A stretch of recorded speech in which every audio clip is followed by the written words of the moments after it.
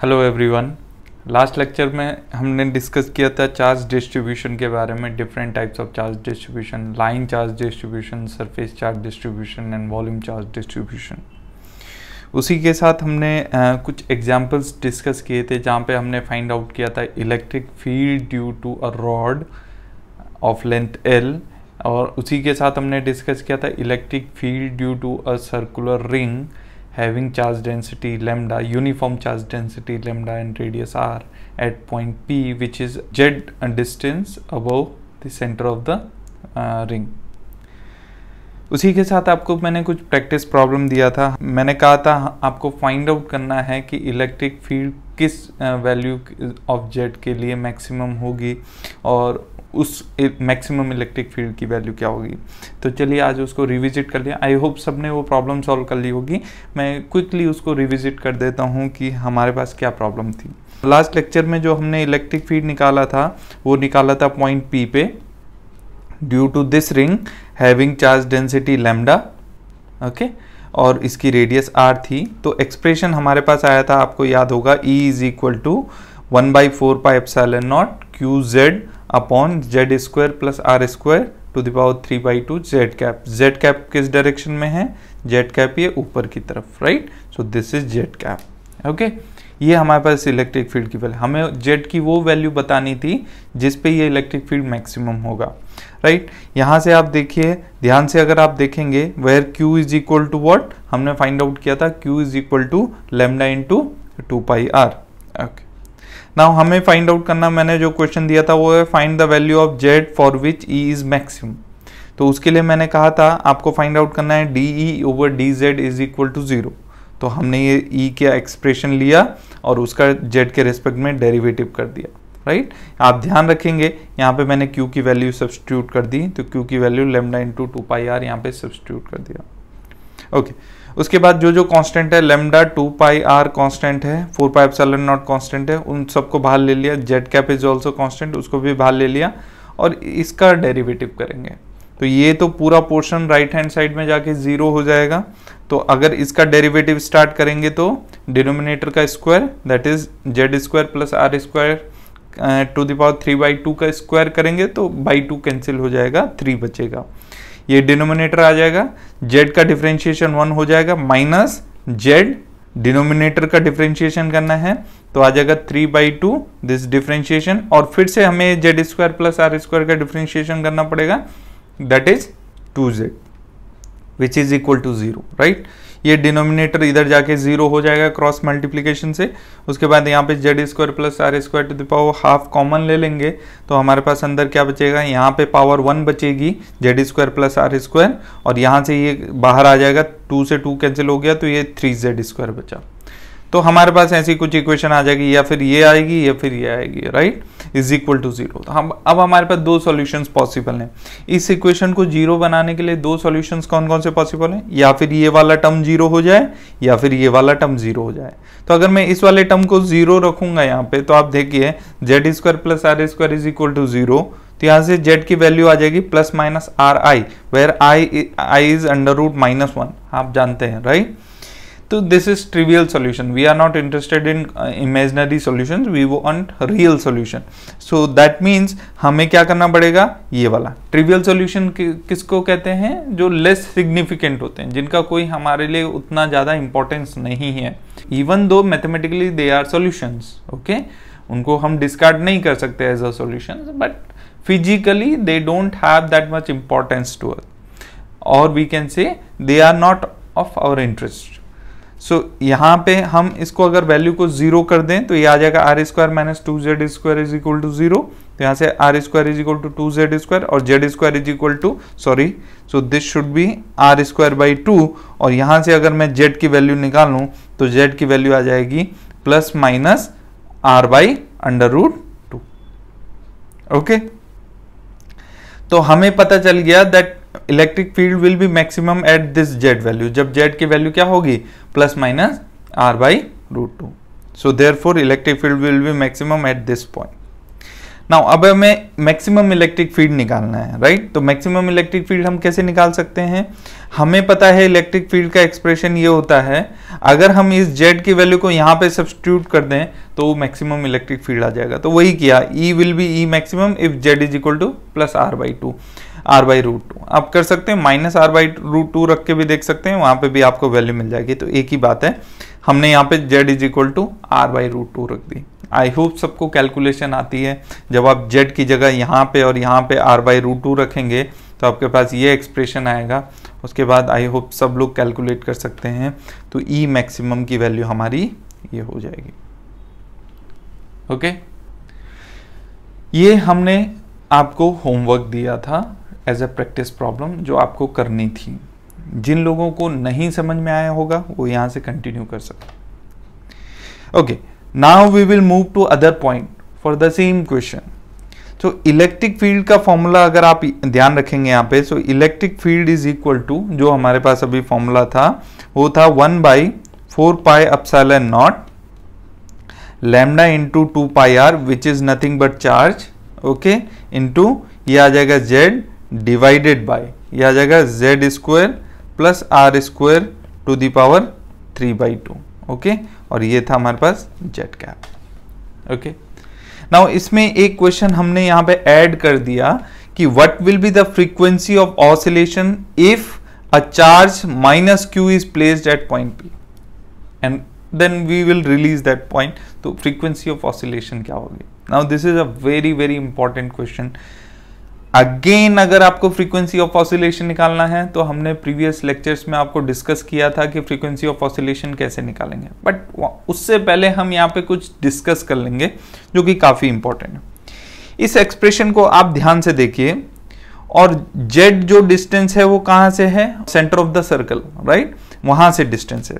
So if z is equal to 0, z is equal to 0 means point will be, point is O point पे आ जाएगा। जब z 0 हो जाएगी तो पूरा का पूरा डिस्टेंस 0 हो गया, मतलब P पॉइंट कहां पे आ जाएगा, O पॉइंट पे हो जाएगा। Therefore electric field at point O will be कितना होगा, ध्यान से देखिए। तो z इज इक्वल टू 0 पे इलेक्ट्रिक फील्ड क्या हो जाएगा, E इज इक्वल टू, जैसे ही z इज इक्वल टू 0 इस एक्सप्रेशन में रखेंगे, आप ध्यान से देखें यहाँ पे z आ रहा है, और जैसे ही z इज इक्वल टू 0 रखेंगे इलेक्ट्रिक फील्ड की वैल्यू क्या हो जाएगी, 0। अगर इलेक्ट्रिक फील्ड की वैल्यू 0 होती है तो वो वाला पॉइंट हम क्या बोलते हैं, इसको नल पॉइंट। तो ये बहुत इंपॉर्टेंट पोर्शन है कि हम बार बार इसको रिवाइज कर पाएंगे। नल पॉइंट यानी कि in this situation the centre of a circular ring or simply circle will be a null point. कब, when uniform charge is distributed, right? तो ये ध्यान रखिए, लैम्डा यूनिफॉर्म चार्ज डिस्ट्रीब्यूशन था, ये पोजीशन के साथ चेंज नहीं हो रहा था। तो जब यूनिफॉर्म चार्ज होगा तो इन दैट केस इसके सेंटर पे क्या होगा, नल पॉइंट होगा। अगर इसके सेंटर पे नल पॉइंट होगा तो हमने पूरा एक क्लास डिस्कस किया था इक्विलिब्रियम पे और स्टेबल इक्विलिब्रियम, अनस्टेबल इक्विलिब्रियम के बारे में, पूरी की पूरी एक क्लास। तो आपको यहां से जरूर पता होगा कि अगर नल पॉइंट है तो that point when charge is placed at null point, then force experienced by that charge कितना हो जाएगा, F is equal to Q into E।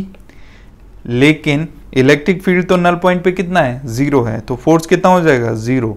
यानी कि अगर नल पॉइंट है और नल पॉइंट पे हम चार्ज प्लेस करेंगे, so charge placed at null point is always in equilibrium।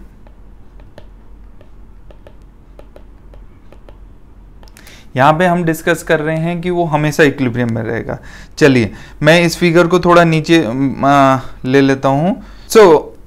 अब हम देख सकते हैं कि ये पॉइंट जो है, अगर मैं इस पॉइंट पे कोई चार्ज प्लेस करूं, राइट, क्योंकि वो इक्विलिब्रियम में है, तो मैं एक प्लस का चार्ज प्लेस कर सकता हूं या माइनस का चार्ज प्लेस कर सकता हूं। अब देखते हैं, तो अगर हमें ऑसिलेशन करवाना है तो जो इक्विलिब्रियम होना चाहिए that should be stable equilibrium, right. हम इस चीज को ऑलरेडी डिस्कस कर चुके हैं।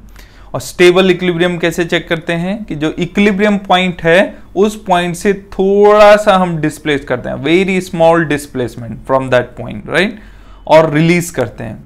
अगर वो इक्विलिब्रियम पॉइंट की तरफ वापस जाएगा, right, so in that case वो equilibrium point is called stable equilibrium. पहले हम अज्यूम करते हैं कि हमने यहाँ पे प्लस क्यू चार्ज प्लेस किया, तो प्लस क्यू चार्ज हमने प्लेस किया, उसको थोड़ा सा डिस्प्लेस किया, इस पॉइंट पे लेके गया और छोड़ दिया, तो क्या होगा? इलेक्ट्रिक फील्ड देखिए इसमें इस तरफ है। इलेक्ट्रिक फील्ड का एक्सप्रेशन क्या है, मैं अगेन लिख देता हूं। इलेक्ट्रिक फील्ड का एक्सप्रेशन आ रहा है 1/4 pi epsilon naught lambda 2 pi r z over z square plus r square to the power 3/2 z cap. Direction के बारे में नॉलेज होना बहुत जरूरी है। z कैप किस डायरेक्शन में है? इस डायरेक्शन में। तो अगर इलेक्ट्रिक फील्ड इधर है और मैंने इसमें प्लस क्यू चार्ज रखा, तो force experience by that will B plus Q into E, right. E Z direction में है, प्लस है, प्लस से मल्टीप्लाई हुआ, तो यहां आप देखोगे फोर्स की डायरेक्शन भी क्या आएगी? अगर मैं इसको लिखूं तो force will be in the direction of q into z cap where E is this much, तो वो जेड कैप की ही डायरेक्शन में होगा। इस तरीके से भी देख सकते हैं, अगर यहां पे मैं प्लस क्यू चार्ज को रखूं, क्योंकि इलेक्ट्रिक फील्ड इस डायरेक्शन में है, इन दैट केस फोर्स भी उस पे इस डायरेक्शन में लगेगा, राइट। अगर फोर्स भी इस डायरेक्शन में लगा तो वो कभी इक्विलिब्रियम पॉइंट की तरफ नहीं आएगा या ओ पॉइंट की तरफ नहीं आएगा, क्योंकि वो उसको धकेल रहा है, पुश कर रहा है। लेकिन instead of that if we put a negative charge minus q charge there, तो क्या होने लगेगा? इलेक्ट्रिक फील्ड ऊपर की तरफ है, लेकिन माइनस क्यू चार्ज पे जो लगने वाला फोर्स है, force on minus q charge will be minus q into E, right. So minus q into E, so minus Q E Z cap, क्योंकि जेड कैप ई की डायरेक्शन है और हमने माइनस साइन लगा दिया तो नेगेटिव डायरेक्शन। इसको इस तरीके से भी देख सकते हैं कि अगर सपोज करो यहाँ पे माइनस क्यू चार्ज है, राइट, इलेक्ट्रिक फील्ड ऊपर की तरफ है, तो माइनस क्यू चार्ज है, तो जैसे ही माइनस क्यू चार्ज रखेंगे उस पर फोर्स नीचे की तरफ लगने लगेगा, यानी कि पॉइंट ओ की तरफ लगने लगेगा, तो वो सेंटर की तरफ आने की कोशिश करेगा। अगर वो सेंटर की तरफ या इक्विलिब्रियम पॉइंट की तरफ आने की कोशिश करेगा, इन दैट केस जो इक्विलिब्रियम होगा that will be stable equilibrium. तो स्टेबल इक्विलिब्रियम कब बनेगा? So stable equilibrium at O when a negative charge is placed,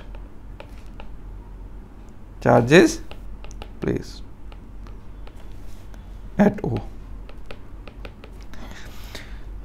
अब यहां पे ध्यान से देखिए, इस चीज को हमें इतना डिस्कस करने की कोई जरूरत ही नहीं थी, क्योंकि उसने क्वेश्चन में डायरेक्टली पूछा हुआ था कि what will be the frequency of oscillation of A charge minus Q placed at point P. ये जो भी मैंने यहाँ पे डिस्कस किया है, ये केवल आपको रिवाइज करवाया है जो हमने पीछे पढ़ा है। आपको बहुत ज़रूरी है कि आप जो पीछे चीज़ें पढ़ चुके हैं उनको रिवीजन करें। इससे ज़्यादा इम्पॉर्टेंट है ये चीज़ रिवीजन करना, इससे ज़्यादा इम्पॉर्टेंट है कि आप नई चीज़ पढ़ें। नई चीज़ अगर आप पढ़ेंगे अच्छी बात है, लेकिन आपने अगर जो पहले जो चीज़ें पढ़ ली उनको याद रखना और उनको रिवाइज करना, उन पे कमांड बनाए रखना आपके लिए सबसे पहली प्रायोरिटी होनी चाहिए, तभी आप कोई भी एग्जामिनेशंस क्लियर कर पाएंगे। ओके, तो इस चीज़ को ध्यान रखिए। अगर फ्रीक्वेंसी ऑफ ऑसिलेशन निकालना हमने सीखा है तो उस चीज़ पे अपनी कमांड बना के रखिए। न्यूट्रल पॉइंट क्या होता है, स्टेबल इक्विलिब्रियम क्या होता है, अनस्टेबल इक्विलिब्रियम क्या होता है, इन चीज़ों पे अपनी कमांड बना के रखिए। एनीवे, चलिए, तो उसने ऑलरेडी बोला हुआ था कि negative charge is place, because उसे पता था कि जब नेगेटिव चार्ज प्लेस करेंगे तभी स्टेबल इक्विलिब्रियम बनेगा और तभी हम फ्रीक्वेंसी निकाल सकते हैं। एनीवे, तो देयरफॉर इलेक्ट्रिक फील्ड का एक्सप्रेशन लिख देते हैं। इलेक्ट्रिक फील्ड का एक्सप्रेशन जो हमारे पास था वो था 1/4 pi epsilon naught lambda into 2 pi r, और ये आ जाएगा z divided by z square plus r square to the power 3/2 z cap. Okay, so when minus q charge is placed at p, देखिए जो P लोकेशन है, यहां पे जो P लोकेशन है that is displaced location. Okay, वो यहां पे इक्विलिब्रियम की बात नहीं कर रहा, वो डिस्प्लेस्ड लोकेशन बताना चाह रहा है कि अगर वो डिस्प्लेस्ड लोकेशन है देन फोर्स कितना एक्सपीरियंस करेगा, then force experience by minus q charge will be, तो force will be minus q into e. Okay, हमें पता है फोर्स का एक्सप्रेशन कैसे होता है, तो माइनस क्यू इंटू ई क्या हो जाएगा, माइनस, इसको हम ऐसे लिख सकते हैं 1/4 pi epsilon naught lambda into 2 pi r, right, into q divided by, ये आ जाएगा z square plus r square to the power 3/2 z cap, right, और यहां पे हमारे पास z भी है। ओके, तो हमने डिस्प्लेसमेंट क्या दिया है, स्मॉल डिस्प्लेसमेंट क्या दिया है, z दिया है, राइट, z हमारा डिस्प्लेसमेंट है यहाँ पे, तो ये बात आप ध्यान रखिए, z हमारा जो है वो डिस्प्लेसमेंट है फ्रॉम इक्विलिब्रियम पोजीशन, क्योंकि इक्विलिब्रियम पोजीशन O है, इक्विलिब्रियम पोजीशन वो होगी जिसपे फोर्स की वैल्यू 0 होगी। ओके, सो अगर ऐसी बात है तो आप देखिए, अब आपको क्या करना है, यहाँ पे इंपॉर्टेंट चीज ये है कि आपको फ्रीक्वेंसी निकालनी है, तो आपके पास फोर्स इस तरीके से होना चाहिए, force should be directly proportional to displacement. Displacement यहाँ पे क्या है, z है, इसलिए force should be directly proportional to minus z, लेकिन यहाँ पे ऐसा तो दिख नहीं रहा है क्योंकि z यहाँ पे डिनोमिनेटर में आ रहा है, तो हम क्या करेंगे, उसके लिए एक कंडीशन लगा देंगे, if z is very very less than r then z square should be very very less than r square. मैंने आपको ऑलरेडी बता दिया है कि अगर हमें सिंपल हार्मोनिक ऑसिलेशंस परफॉर्म करवाने, तो जो डिस्प्लेसमेंट है from equilibrium position that should be small enough, right, अगर उसको बहुत ज्यादा कर देंगे तो ऑसिलेशंस हमें सिंपल हार्मोनिक ऑसिलेशंस नहीं मिलेंगे। Okay, so in that case ये कंडीशन हमेशा सेटिस्फाई होगी for simple harmonic oscillation, right. In that case इस एक्सप्रेशन में से हम जेड स्क्वायर को नेग्लेक्ट कर सकते हैं, देयरफॉर फोर्स क्या बचेगा हमारे पास, force will be -1/4 pi epsilon naught, this will be lambda into 2 pi r, ये आ जाएगा हमारे पास q, right, and z divided by, ये जेड स्क्वायर हट जाएगा तो आर स्क्वायर की पावर 3/2, यानी कि r square to the power 3/2, ये 2 से ये 2 कैंसिल हो जाएगा, दैट इज जेड कैप। अब बस इसी को मॉडिफाई करना है, तो इसको मॉडिफाई करेंगे तो क्या लिख सकते हैं, -1/4 pi epsilon naught lambda into 2 pi r, ये आ जाएगा हमारे पास q divided by r cube, right, और यहाँ पे आ जाएगा हमारे पास जेड, और इसको हम लिख सकते हैं Z cap. Okay, so this is the expression of force. यहाँ से आर कैंसिल हो गया 2 टाइम्स, 2 पाई से 4 पाई कैंसिल हो गया 2 टाइम्स, तो फोर्स की वैल्यू क्या आ जाएगी हमारे पास, minus lambda q upon 2 epsilon naught r square z का। नाउ फ्रॉम न्यूटन्स लॉ,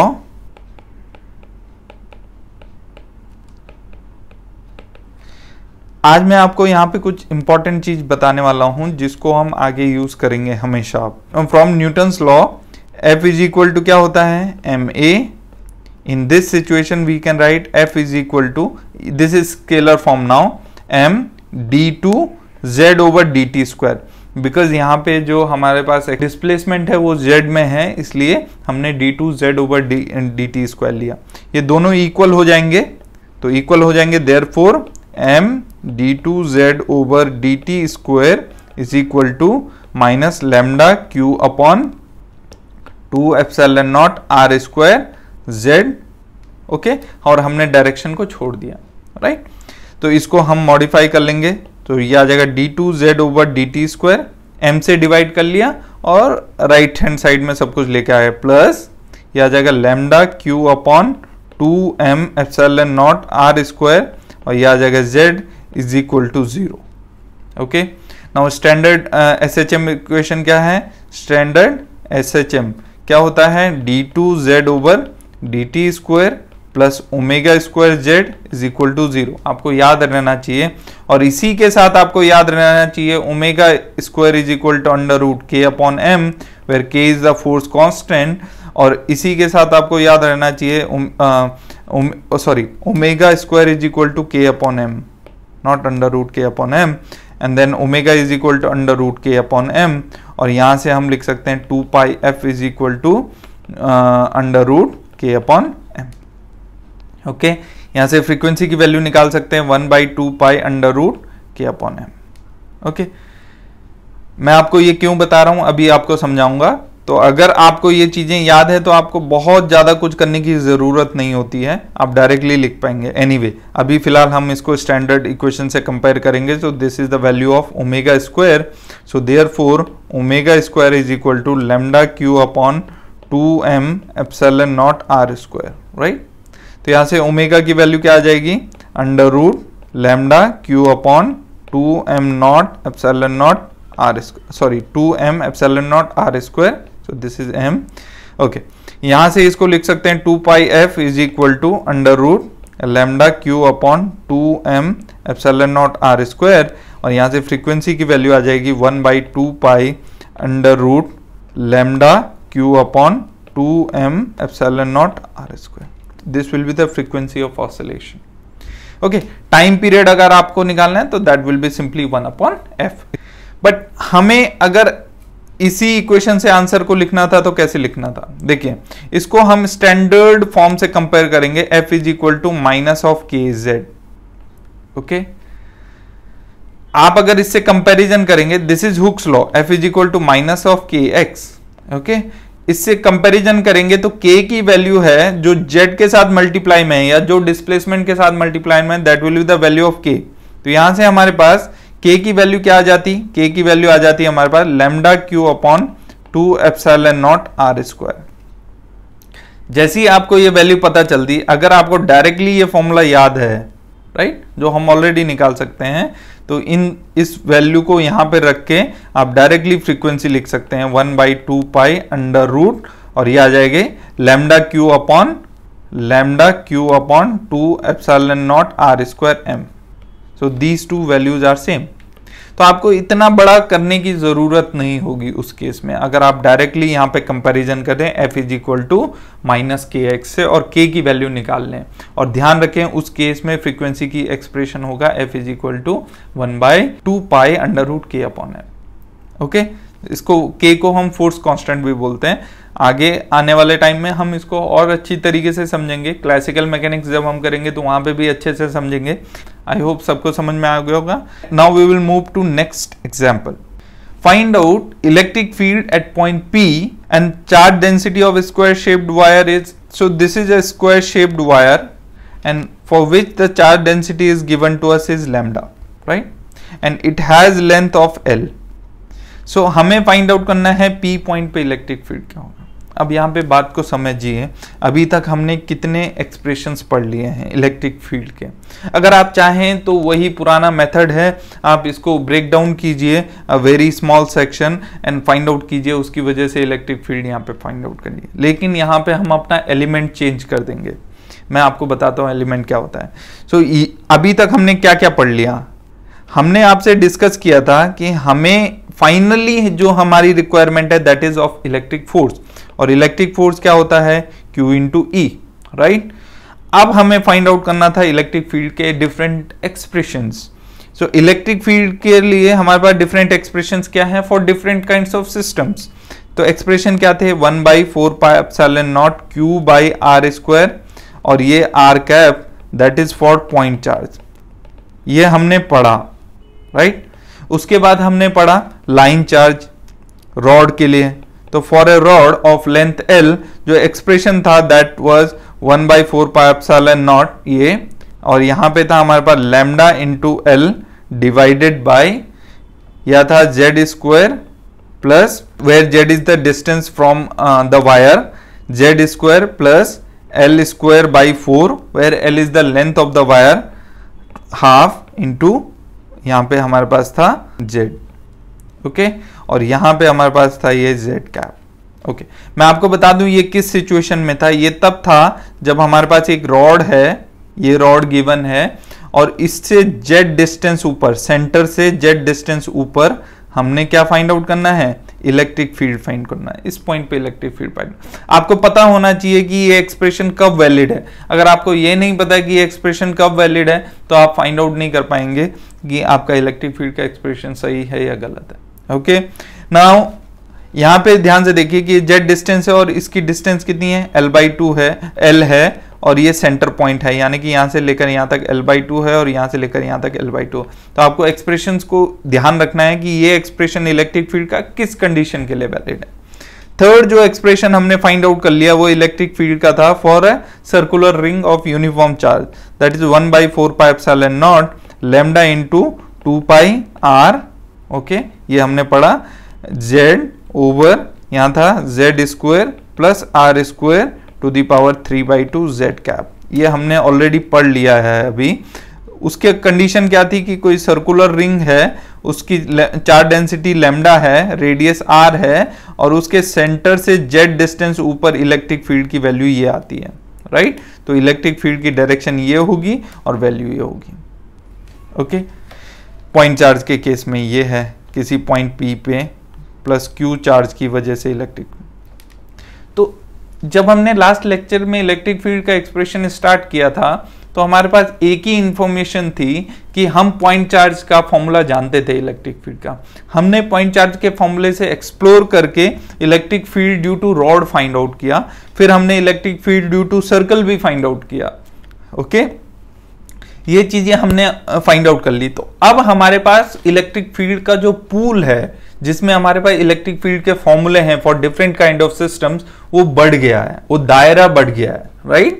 तो अब उस दायरे को यूज करके, तो अगर आप केवल इसी फॉर्मूले को याद करेंगे तो वो काम नहीं चलेगा, आपको ये वाले फॉर्मूले भी रिमेंबर करने, राइट। अब हम इस प्रॉब्लम को देखते हैं, इस प्रॉब्लम में क्या डिफरेंट है। तो अगर आप इस प्रॉब्लम में देखेंगे तो इस प्रॉब्लम में हम जो एलिमेंट है उसको हम रॉड कंसीडर कर सकते हैं। क्यों? क्योंकि हमें रॉड की वजह से इलेक्ट्रिक फील्ड का फॉर्मूला पता है, राइट। तो हम यहाँ पे इसको रॉड को, इस पूरी की पूरी साइड को एक रॉड कंसीडर करके हम उसका इलेक्ट्रिक फील्ड का फॉर्मूला पता है हमें ऑलरेडी, तो हम फाइंड आउट कर सकते हैं, राइट। तो इलेक्ट्रिक फील्ड का फॉर्मूला क्या था रॉड का, ध्यान से समझिए। रॉड के सेंटर से पॉइंट के बीच की जो डिस्टेंस है that is what is called z in this formula. Okay, this you should remember. Okay, so और दूसरी बात है जो रॉड की लेंथ है दैट इज एल, देन ये फॉर्मूला वैलिड है। तो फॉर्मूला क्या है मैं यहाँ पे लिख लेता हूँ, फॉर्मूला एक बार फिर से लिख लेता हूँ। तो electric field due to rod है हमारे पास 1/4πε0 lambda l over z² plus l²/4 to the power 1/2 z into z cap. Now direction क्या बता रहा है कि डायरेक्शन जो ये रॉड है, इस रॉड से अगर जेड डिस्टेंस ऊपर हमें देखना है तो दूर की तरफ, राइट, रॉड से दूर की तरफ जा रहा है इलेक्ट्रिक फील्ड की जो डायरेक्शन, तो ये एल डिस्टेंस पे है।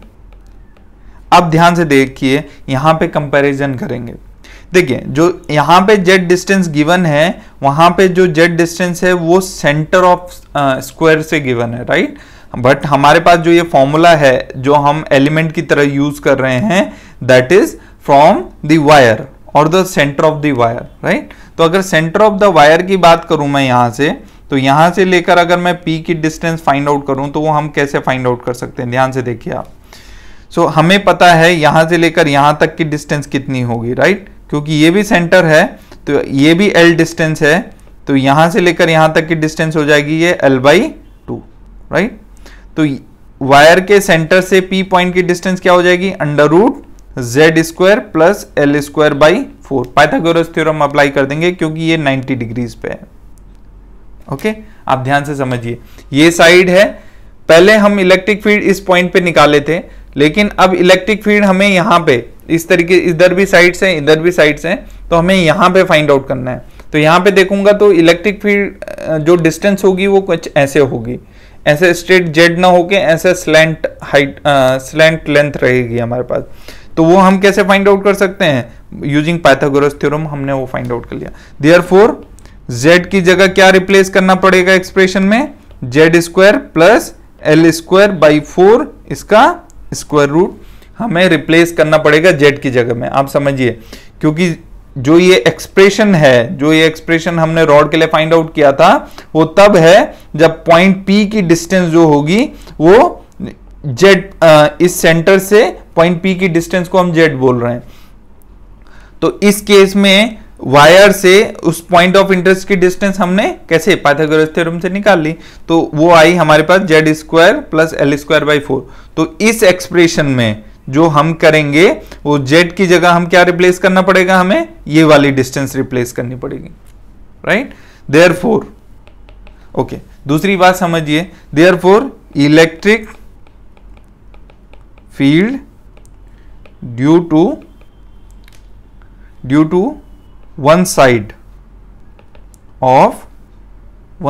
of square, so electric field due to one side of square is E कितना हो जाएगा हमारे पास, हम वेक्टर क्वांटिटी नहीं लिख रहे हैं अभी, ध्यान से समझिए इसको, हो जाएगा 1/4 pi epsilon naught lambda L length वही है, लेंथ में कोई चेंज नहीं है, यहां भी लेंथ L है, यहां भी लेंथ L है, तो L की जगह L ही रहेगा। z की जगह हमें z square plus L square by 4 का स्क्वायर रूट रखना है, तो जेड स्क्वायर की जगह स्क्वायर रूट हट जाएगा, तो यहां जाएगा हमारे पास z square plus L square by 4, right. और एल स्क्वायर बाई 4 ऑलरेडी है, तो यहां जाएगा plus L square by 4, okay. इसकी पावर कितनी, 1/2, right. So this is 1/2, power is 1/2, okay. और बात करेंगे z की जगह, यहां पे जो z आ रहा है उसकी जगह हम क्या रखेंगे, ये रख देंगे, तो ये आ जाएगा हमारे पास z square plus L square by 4 to the power 1/2। हमने, आपको ध्यान होगा यहां पे हमने वेक्टर पार्ट नहीं लिखा है, राइट, क्योंकि हमें इसका सम निकालना है। ऐसे ही यही वैल्यू इलेक्ट्रिक फील्ड की इसकी वजह से भी होगी, क्योंकि इसकी और P पॉइंट की डिस्टेंस भी सेम रहेगी इस वायर की वजह से, इसकी वजह से भी सेम वैल्यू रहेगी, और चारों की वजह से सेम वैल्यू रहेगी, राइट। अब हम देखते हैं नेट इलेक्ट्रिक फील्ड कैसे निकलेगा। देखिए, ये इलेक्ट्रिक फील्ड है, तो इसकी वजह से इलेक्ट्रिक फील्ड की डायरेक्शन ऐसे होगी, जो इधर वाला होगा उसकी वजह से इलेक्ट्रिक फील्ड की डायरेक्शन ऐसे होगी, जो इधर वाला होगा उसकी वजह से इलेक्ट्रिक फील्ड की डायरेक्शन ऐसे होगी, और जो इधर वाला होगा उसकी वजह से इलेक्ट्रिक फील्ड डायरेक्शन ऐसे होगी। अब समझिए, ये वाला कंपोनेंट दो पार्ट में डिवाइड हो सकता है, एक हॉरिजॉन्टल पार्ट में, एक वर्टिकल पार्ट में, राइट। तो हॉरिजॉन्टल पार्ट वाला जो होगा, इधर वाले का हॉरिजॉन्टल पार्ट किधर होगा, इधर वाले का इलेक्ट्रिक फील्ड ऐसा है तो उसका हॉरिजॉन्टल पार्ट इस डायरेक्शन में होगा, इधर वाले का हॉरिजॉन्टल पार्ट इस डायरेक्शन में होगा। चूंकि इलेक्ट्रिक फील्ड बराबर है तो एक दूसरे के हॉरिजॉन्टल पार्ट को ये कैंसिल कर लेंगे, ऐसी इसका और इस साइड का हॉरिजॉन्टल पार्ट भी एक दूसरे को क्या कर लेगा, कैंसिल कर लेगा, राइट। तो केवल कौन से पार्ट एड अप होंगे, वर्टिकल। यानी कि अगर मैं बनाना चाहूं, इसका इलेक्ट्रिक फील्ड हमने ऐसे बनाया, ऐसे, तो ये वर्टिकल से ये डायरेक्शन है, राइट, इलेक्ट्रिक फील्ड की। तो सपोज करो ये एंगल थीटा है, तो इसका हॉरिजॉन्टल कंपोनेंट इधर बनेगा, वर्टिकल कंपोनेंट इधर बनेगा, ये भी एंगल थीटा होगा, तो ये हमारे पास क्या हो जाएगा, E, अगर ये E है तो ये हो जाएगा E cos थीटा, राइट, और ये क्या हो जाएगा, E sin थीटा। ऐसे ही इसके अपोजिट वाले का जो हॉरिजॉन्टल कंपोनेंट है, हमने अभी बताया आपको, इसका हॉरिजॉन्टल कंपोनेंट इधर बनेगा, इस वाले का हॉरिजॉन्टल कंपोनेंट इधर बनेगा, तो ये वाला जो कंपोनेंट है वो E sin थीटा है, और इस वाले का भी कंपोनेंट E sin थीटा है, दोनों E sin थीटा अपोजिट है, तो एक दूसरे को क्या कर लेंगे, कैंसिल आउट कर लेंगे। तो केवल कौन सा कंपोनेंट बचेगा, E cos थीटा। तो E cos थीटा इसका बचा, E cos थीटा इसका बचा, E cos थीटा इसका बचा, E cos थीटा इसका बचा, तो चारों का मिला के कितना E cos थीटा बचा, 4E cos theta. Therefore net electric field at point P will be कितना हो जाएगा, E नेट इलेक्ट्रिक फील्ड हम लिख सकते हैं। अब मैं इसकी डायरेक्शन भी लिख सकता हूं, 4E cos थीटा, ओके। और यहां पे डायरेक्शन की बात करें तो अगर ये वाला कंपोनेंट था तो इसका हॉरिजॉन्टल कंपोनेंट तो E sin थीटा था, vertical component E cos theta था, तो E cos थीटा इसका भी ऊपर, इधर वाले का भी ऊपर, चारों तरफ का ऊपर आएगा, राइट। सो मतलब वर्टिकल डायरेक्शन में आएगा, तो हम डायरेक्टली यहाँ पे z कैप लिख सकते हैं। ओके, z कैप ऊपर वर्टिकल डायरेक्शन। देयरफॉर इस एक्सप्रेशन को यहाँ पे रख दीजिए, तो हमारे पास ई नेट की वैल्यू आ जाएगी 4 इंटू ई की वैल्यू क्या आ गई, ये वैल्यू सब्स्टिट्यूट कर लेंगे तो ये आ जाएगा 1/4 पाई एप्सिलॉन नॉट, आ जाएगा लैम्डा एल अपॉन, यहाँ पे हम लिख सकते हैं इसको z स्क्वायर प्लस ये एल स्क्वायर बाई 2 आ जाएगा, क्योंकि यहाँ पे देखिए L square by 4 plus L square by 4 that is L square by 2, तो L square by 2 to the power 1/2, और यहाँ पे हमारे पास आ जाएगा ये z square plus L square by 4 की पावर 1/2, राइट। अब बात आती है कॉस थीटा की। कॉस थीटा निकालने के लिए आप यहाँ पे इस ट्राइंगल में जाइए, इस ट्राइंगल को ध्यान से देखिए, यहाँ से लेकर यहाँ तक ये ट्राइंगल, ये वाला जो एंगल है ये 90 डिग्री है, तो यहाँ पे ये कॉस थीटा हम इस ट्राइंगल से निकाल सकते हैं। कॉस थीटा होगा बेस इस समय z है और हैप्टेनिस है under root z square plus L square by 4, तो यहाँ पे हम वैल्यू सब्स्टिट्यूट कर देंगे तो ये आ जाएगा हमारे पास z upon z square plus L square by 4 इसका 1/2 पावर, और ये z कैप। तो यहाँ पे हमारे पास नेट इलेक्ट्रिक फील्ड आ गया, ये आप इसको लिख सकते हैं 1/4 पाई एप्सिलॉन नॉट, ये आ जाएगा 4 lambda L z divided by ये z square plus L square by 2 का पावर 1/2 ही रहेगी।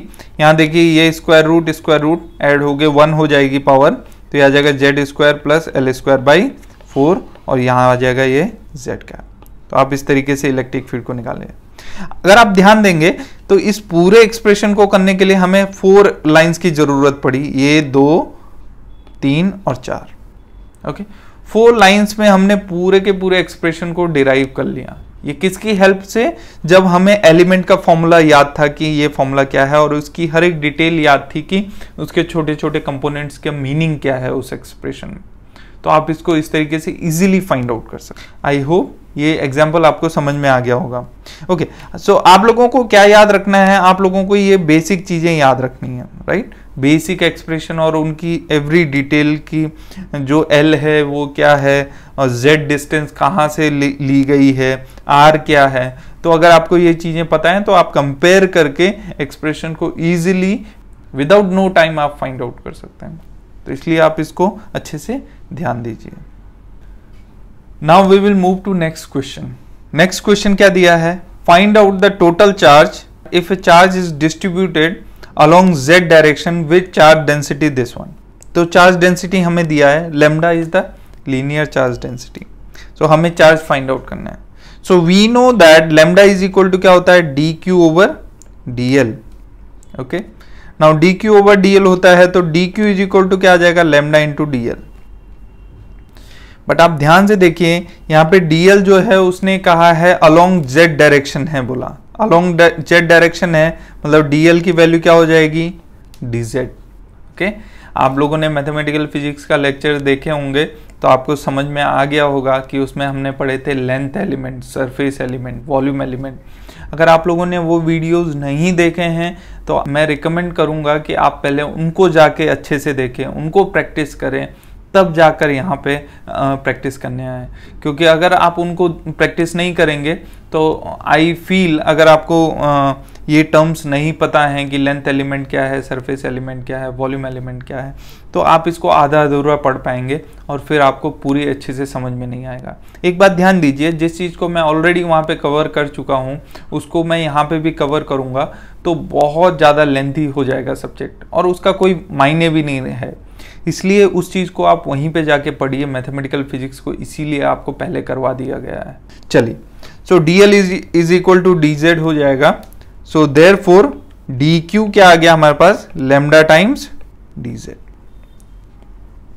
ओके, इस लैम्डा वैल्यू को यहाँ रख दीजिए, तो लैम्डा वैल्यू को यहाँ रखेंगे तो dq आ जाएगा आपके पास lambda naught upon 1 plus z square, right, dz। Okay, Q कैसे निकालेंगे, देयरफॉर टोटल चार्ज कितना निकलेगा, total charge would be, Q would be integral dq। Simply dq को इंटीग्रेट कर देंगे तो ये आ जाएगा हमारे पास lambda naught upon 1 plus z square to dz। lambda naught is constant. Now it is time to put limits. Limits के बारे में उसने कुछ नहीं कहा है, उसने कहा अलोंग जेड डायरेक्शन है बोला, तो यहाँ पे लिमिट हमें जेड की रखनी है। तो हमें पता है कार्टेशियन कोऑर्डिनेट में जेड की लिमिट वेरी करती हैं फ्रॉम -∞ टू +∞। सो हम उसको यहाँ पे सब्स्टिट्यूट कर देंगे, तो q इज इक्वल टू आ जाएगा lambda naught integral dz over 1 + z² -∞ to +∞। Again अगर किसी ने मैथमेटिकल फिजिक्स के वो लेक्चर नहीं देखे हैं और उसको एलिमेंट्स के बारे में नॉलेज नहीं है, तो वो यहाँ पे थोड़ा सा परेशानी महसूस करेंगे, क्योंकि इन चीज़ों के बारे में हम मैथमेटिकल फिजिक्स में काफ़ी डिटेल में डिस्कस कर चुके हैं विद मेनी एग्जांपल्स। तो आई होप आप उसका हर एक वीडियोस जाके देखें पहले, at least vector algebra and vector calculus को आप पहले इस इलेक्ट्रोमैग्नेटिक थ्योरी को स्टार्ट करने से पहले ज़रूर देख लें और ज़रूर प्रैक्टिस कर लें। तो यहाँ पे हम इसको सॉल्व करेंगे। आपको पता है this is standard integration dx over 1 + x² is nothing but tan inverse x, right. So उसको हम सब्स्टिट्यूट कर देंगे, तो ये आ जाएगा हमारे पास tan inverse x tan inverse z और limit will go from -∞ to +∞। Value substitute करेंगे तो लैम्डा नॉट यहाँ पे आ जाएगा ये tan inverse +∞ minus tan inverse -∞। Okay, so ये माइनस बाहर आ जाएगा, सो यहाँ आ जाएगा हमारे पास lambda naught tan inverse ∞ that is π/2 minus, और ये माइनस भी बाहर आ जाएगा तो प्लस, और फिर tan इनवर्स ∞ क्या हो जाएगा π/2, राइट। तो π/2 + π/2 दैट इज पाई, तो लैम्डा नॉट पाई। सो देयरफॉर टोटल चार्ज इस केस में आ जाएगा लैम्डा नॉट पाई। तो यहाँ पे अगर हमें चार्ज डेंसिटी दी है तो हम चार्ज कैसे फाइंड आउट कर सकते हैं, ये एग्जाम्पल वो आपको सिखाता है। तो आप ध्यान से समझिए, हमारे जो एग्जाम्पल्स हैं वो इस तरीके से सेट हैं कि आप जब पढ़ेंगे और चीज़ों को समझ रहे होंगे तो आप हर स्टेप को पास करते हुए जाएंगे। बस आपको ध्यान रखना है कि इस स्टेप में हमने क्या सीखा है। तो चार्ज डेंसिटी अगर दी है और टोटल चार्ज पूछा है तो आप इस तरीके से इसको फाइंड आउट कर सकते हैं from the definition of charge density. मैंने कुछ नहीं किया, जो चार्ज डेंसिटी ये दी थी उसको यहाँ पे सब्स्टिट्यूट किया और जो लेंथ एलिमेंट था उसको प्रॉपरली चूज किया, राइट। अगर लेंथ एलिमेंट को प्रॉपरली चूज नहीं करेंगे तो आपका आंसर सही नहीं आएगा, राइट। आई होप सबको समझ में आ गया होगा। Now we will move to next example. Next example है calculate the total charge on a ring of radius r that carries the charge density and there are 3 charge densities given, lambda is equal to, तो ring है बोला तो हम पहले यहाँ पे एक रिंग बना लेते हैं। लेट्स से ये हमारे पास कोई रिंग है, राइट। इस रिंग में हमें क्या कहा है कि इस रिंग की रेडियस बोला r है, इस रिंग की रेडियस r है और चार्ज डेंसिटी बोला अलग अलग गिवन है। तो अगेन हम वही फॉर्मूला यूज करेंगे, लैम्डा इज इक्वल टू हमारे पास था dq ओवर dl। बस अभी हमें dq इज इक्वल टू क्या हो जाएगा यहाँ से लैम्डा इंटू dl। बस हमें सुटेबल dl चूज करना है, राइट। तो इसमें ये dl है, राइट, स्मॉल dl ये है, तो इसको कैसे चूज करेंगे आपको पता है। ये हमारे पास r रेडियस है और अगर ये एंगल d फाई है, क्योंकि यहाँ पे एंगल फाई गिवन है, right, this is horizontal angle, अगर d फाई है तो यहाँ हो जाएगा ये r d फाई। तो लेंथ एलिमेंट हमारा इसमें क्या हो जाएगा, ये वाला small element is what is dl, right, जिसके ऊपर चार्ज डिस्ट्रीब्यूटेड है। तो इसलिए हम dl यहाँ पे चूज करेंगे r d फाई। ओके, एक बार हमने लेंथ एलिमेंट लिख लिया, अब इसको सॉल्व करना कुछ भी कठिन नहीं है। पहला एग्जांपल हम लेते हैं, therefore charge will B integral dq, right. Integral dq का मतलब है integral lambda into dl। Lambda की वैल्यू सब्स्टिट्यूट कर दीजिए यहाँ पे, तो लैम्डा नॉट ये आ जाएगा साइन फाई और r d फाई, dl की value r d phi, right. यहाँ पे हमने dl की वैल्यू r d फाई लिख दिया। तो इसको हम लिख सकते हैं लैम्डा नॉट r कांस्टेंट है, बाहर लिख दिया, और ये आ जाएगा साइन फाई d फाई। अब बात आती है लिमिट कहाँ से कहाँ तक जाएगी। तो अगर ये एंगल फाई है तो फाई की लिमिट 0 से स्टार्ट होगी और ये 0 से पूरा रिंग बनाने के लिए फाई को पूरा 2 पाई तक घूमना पड़ेगा, तो 0 से लेकर 2 पाई तक। और अब ये कुछ भी नहीं रहा प्रॉब्लम, क्योंकि इसकी वैल्यू हम सभी को पता है, इसकी वैल्यू 0 होती है, स्टैंडर्ड इंटीग्रेशन है। आप चाहें तो इसको इंटीग्रेट करके फाइंड आउट कर लें, बट उसकी कोई ज़रूरत नहीं है। आपको हमेशा याद रखना है 0 to 2 pi sine theta D theta is always 0। सो यहाँ पे टोटल चार्ज क्या हो जाएगा, 0। इवन दो हमारे पास चार्ज डेंसिटी 0 नहीं है, तब भी हमारे पास टोटल चार्ज 0 आ रहा है, इसलिए आपको ध्यान देने वाली बात है। नेक्स्ट जो लेमडा दिया था, lambda is lambda naught cos phi.